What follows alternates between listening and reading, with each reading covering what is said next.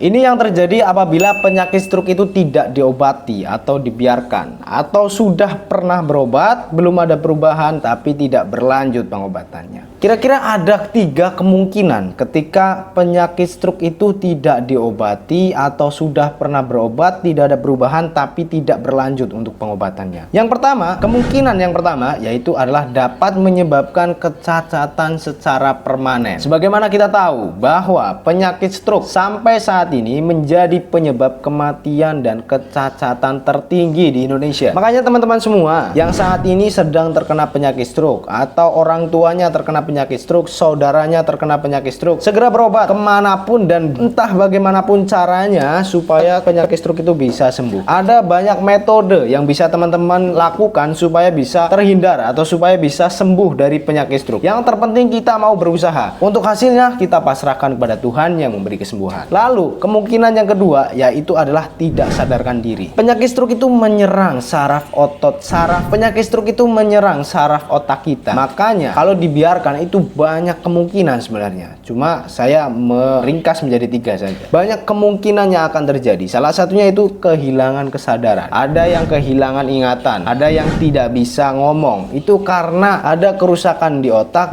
dan tidak diobati. Makanya untuk teman-teman semua yang saat ini sedang terkena penyakit stroke, mari berobat. Kemungkinan yang terakhir yaitu adalah bisa berujung pada kematian. Sudah saya sebutkan tadi bahwa yang namanya penyakit stroke saat ini menjadi penyebab kematian tertinggi di Indonesia dan menjadi penyebab kematian tertinggi nomor 3 di dunia. Makanya teman-teman semua harap berobat, harap diobati untuk penyakit stroke-nya. Banyak metode atau banyak jalan yang bisa teman-teman tempuh untuk meraih kesembuhan dari penyakit stroke. Tentunya untuk sembuh dari penyakit stroke itu pun tidak sebentar teman-teman, butuh pengorbanan, baik itu pengorbanan waktu, materi, dan yang lain-lain. Karena penyakit stroke itu bukan penyakit yang biasa, tetapi teman-teman harus yakin bahwa yang namanya penyakit stroke itu bisa diobati, bisa disembuhkan. Sudah sering saya katakan bahwa segala penyakit, segala bentuk bala atau sakit itu ada obatnya dan pasti bisa disembuhkan. Yang terpenting usaha kita untuk meraih kesembuhan tersebut. Teman-teman harus yakin bahwa stroke yang teman-teman hadapi masih sangat bisa disembuhkan.